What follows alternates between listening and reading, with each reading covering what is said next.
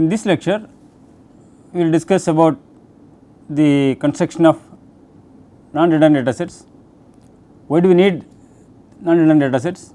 What is the meaning of non-redundancy? How these datasets influence the prediction models or the any large scale data analysis. So, in the last lecture, so do you remember what did we discuss in the last lecture? Mainly about hydrophobicity profiles, right. So, what is hydrophobicity profile? It is a plot connecting the amino acid sequence versus hydrophobicity values. So, we have experimental hydrophobicity values for the 20 different amino acid residues, right. For each residue you assign the values and construct a plot. Which information we will get if we construct hydrophobicity plots? So, like secondary structures. Correct. You can see some sort of patterns or motifs, right. So, you can see any specific patterns, for example, in alpha helices, right, or beta strands, for example, alternating hydrophobicity or transmembrane segments dominated with the hydrophobic residues, right. We can see some profiles and we can see the patterns and relate these patterns to any specific structure or function, right. Then we discussed about ambiphasicity, right. What is ambiphasicity? Right, it is a periodicity of this polar and non-polar residues in any amino acid sequence. You can see some specific periodicity in the case of alpha helices or beta strands and so on. Then we discuss about patterns, right. Patterns are defined with some symbols, for example, square bracket, right. What is the meaning of square bracket? Inclusive. Right, you can include any amino acids which are given within the square bracket, right. For example, if you have a square bracket and AIT, so any residues within this group is allowed. If it is curly brackets, so the residues which are inside this bracket, for example, if it is D, the D is not allowed under particular position. So, likewise you can make any motifs or you can see any patterns. You can also search the database, right, for using the PAR or any reference search, right. You can see the whole uniprot sequences, whether you can identify any specific patterns. Okay, the patterns and motifs are important for several functions. Then we discussed about the profiles, right, position specific scoring matrices or position weight matrix, right. How to construct the position weight matrix or scoring matrix? So, we take the frequency. Take the frequency of residues. First we need the multiple sequence alignment. From the multiple sequence alignment we get the frequency, then we convert the frequency into this matrix, alignment matrix, right, by normalizing with the probability of residues, right. For example, the case of nucleotides, right, or for example the amino acids. In the case of nucleic acids, right, the probability is 0.25, the amino acids you can 0.05. So, you can use the pseudo counts and finally normalize, right, you will get the matrix. So, we discussed various applications, for example, the prediction algorithms and the binding sites, right, different types of functional important sites and so on. So, now if you do the analysis in bioinformatics, it is very important to construct data set, because data set plays an important role in the analysis as well as in the prediction. If you have very good data sets, right, then you can the reliability of any prediction methods is very high, right. So, because the results are biased with the data set, right. In this case, it is very important to construct data sets which are not redundant with each other. In this case, what is the meaning of redundancy? What is the meaning of non-redundancy? So, for example, if the two protein sequences which are similar to each other, you can take any specific cutoff, for example 70% or 80%. If it is 80% in the sequence A and the sequence B, right, 80% of the sequences are the same or similar. So, if you add up these sequences, this will introduce a bias of this sequence, because they are influenced with the data which we obtain, right, from these sequences. So, in this case we need to avoid bias, we need to construct a sequence non-redundant sequences at any specific cutoff depending upon the problem we choose. If you have 100,000 sequences, right, we have more number of data, right, then we can decrease the cutoff, we can use 20% or 30%, right, so that we will get sufficient number of data for the analysis. If the initial data set is small, then we need to set the cutoff accordingly, so that we will get sufficient number of data for the analysis, because for the redundancy this will cause a bias. So, it is important to construct a data set of completely non redundant, for example, anything with 40% or so. For example, here I get two sequences, right. This is one sequence, sequence 1, and here you go another sequence, sequence 2, right. If we take these two sequences, what is the amino acid composition for alanine? Total here 10 residues, here 10 residues, total 20 residues. How many alanines? Right, 1, 2, 3, 4. So, 4 by 20, this is equal to 0.20, right. In some cases, for example, if one of the sequences appear twice, that means we introduce a bias in this analysis. For example, this sequence appears twice. Now, totally how many residues? 30 residues, right. Out of 30 residues, how many alanines? It is 7. So, if you take the composition, now it is 0.23, this is over represented. If you have the second sequence twice, then what is average alanine? Totally 30 residues, 5 by 30 equal to 0.17, right. Likewise, if you include the same or similar sequences in your data set and you extract information, you can see a bias, right, that we introduce because of the same sequence or similar sequences, right, you are including in your data set.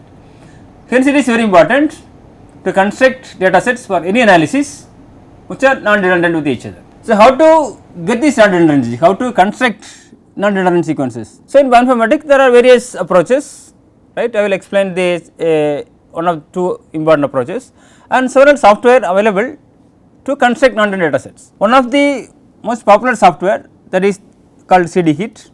CDHeat refers to the cluster database and high identity with tolerance. So, what this program does? So, our aim is to get the non redundant sequences. For example, if you have 1000 sequences or 10,000 sequences, you need to extract the non redundant data from this initial data set, right. So, here you have to give these sequences an input, because in this case we need to remove redundancy from the sequence. So, it takes FASTA format, right. FASTA format we discussed earlier, right. It starts with the greater than symbol, right. So, it takes all the sequences as input and it gives a set of sequences which are non redundant, right. That depends upon the user's choice. We can specify the cutoff, we can specify the word size, right. I will explain now, right. And this CDHeat will treat all your sequences as input, and depending upon your convenience or your needs, right, it will give you the non redundant data set. So, how it gives a sequence, right. It uses a clustering algorithm to eliminate the redundant sequences. It takes your sequences or makes some clusters, and based on the clustering it will take the non redundant from picking up the sequences from each clusters. What is the use of this program? Why this CDHeat is very popular? Because this program handles a huge data sets, right. Even if you have thousands of data, it can handle the huge data sets and give you the results very quickly. Then it is easy to download, and this CDHeat you can get the results very quickly. So, we can use the CDHeat to create non redundant sequences at different sequence identities, for example 40%, 50%, 60% and so on. The disadvantage of CDHeat is it has some limitations to restrict the sequence redundancy, either up to 30% or 40% depending upon the program you use online or you get the this downloadable version. So, that is only disadvantage. Other than that, if you want to get any specific sequence cutoff up to 30%, right, we can use CDHeat, and it is easy to use and get the results very quickly. Let us see how the CDHeat works. So, it uses the greedy incremental algorithm to select the protein sequence sets. So, it takes some clustering technique, right, try to assign each sequence and make into particular clusters, and then check any of these features, and using the features you try again and again and again, right. This is called a greedy algorithm, unless the deviation is very less. Even then it is not satisfied. So, look for other better solutions again and again, right, and to find the most probable solution for getting your non-redundant sequences. So, how it does? It takes the sequences and we can specify the identity, for example 40%, and this specific threshold, if it is more than the threshold, for example 40%, right, that will be discarded. So, then it takes the longest sequences first and then proceed with the shortest ones. And what is the sequence identity? Right, we discussed earlier, sequence identity is the number of identical residues divided by the length of the shorter sequence. For example, if you have two sequences, right,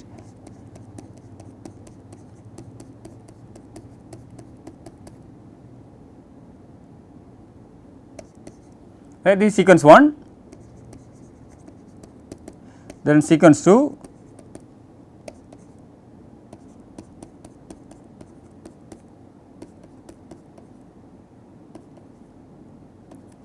so what is the sequence identity?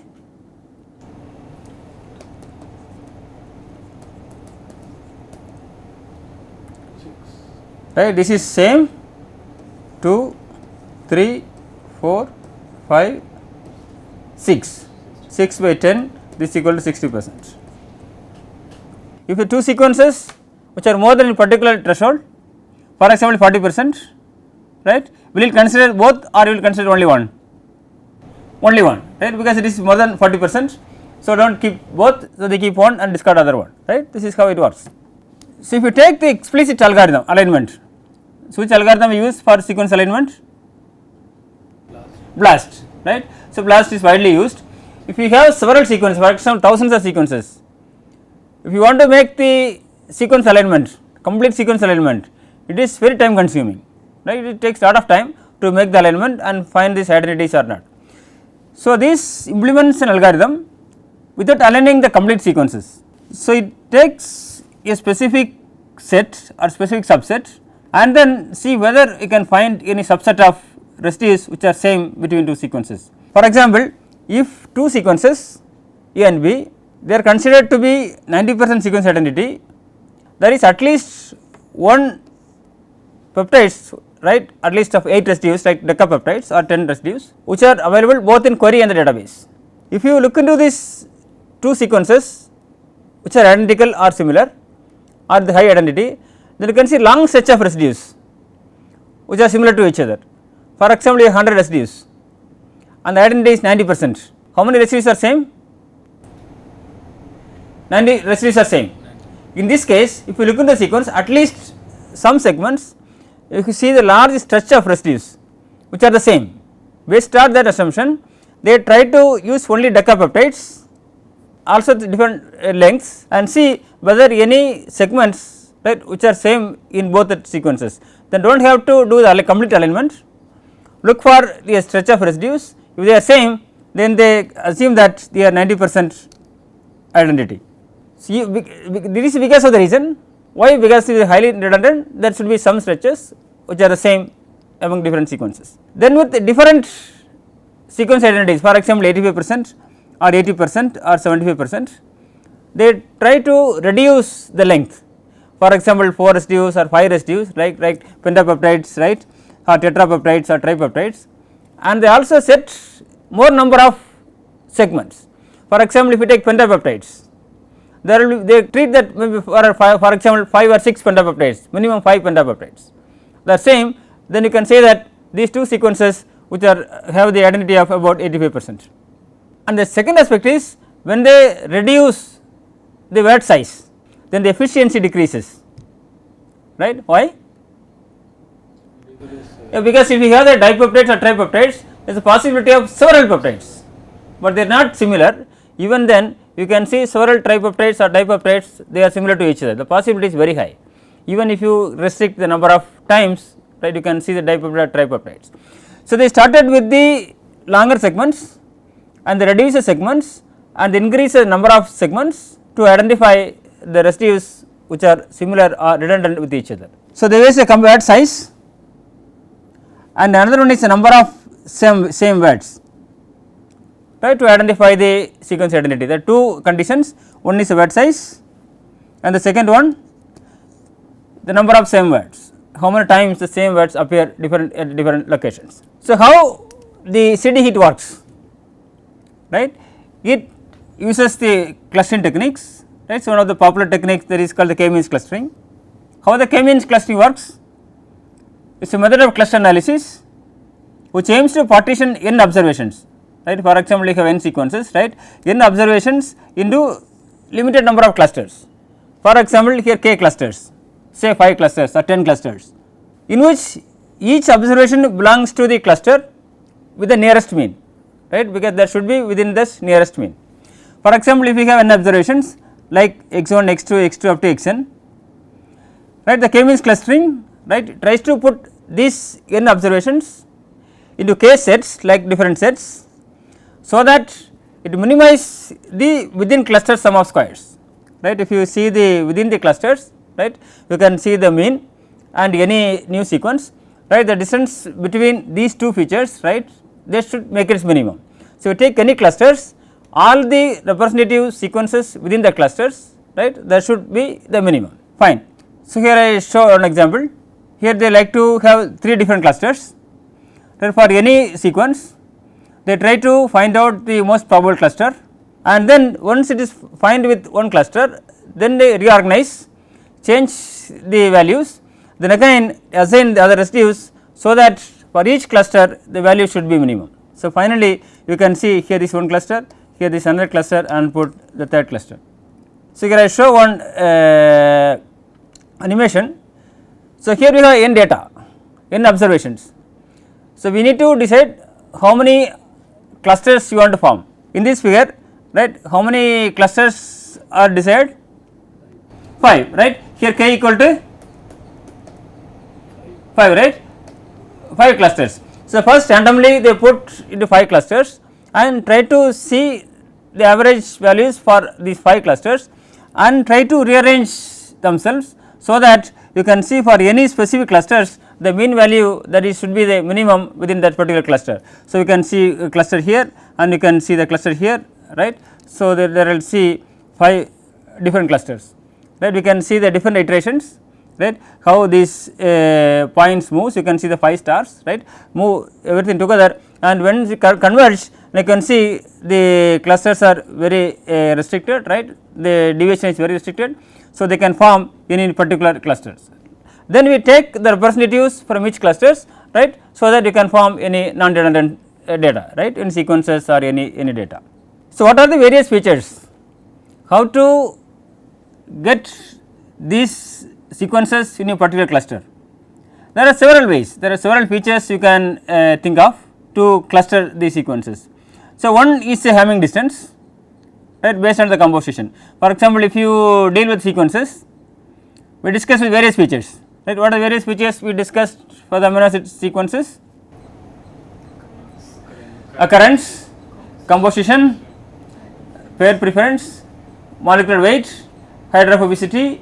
So, any features, right, you can calculate. For example, if you take any property, say hydrophobicity, if you have 100 sequences, you can calculate the hydrophobicity for all the 100 sequences and make some threshold, right. For example, it is between 10 and 12 kilocal or 12 and 14 kilocal, 14 and 16 kilocal, right. Within that clusters you can put together.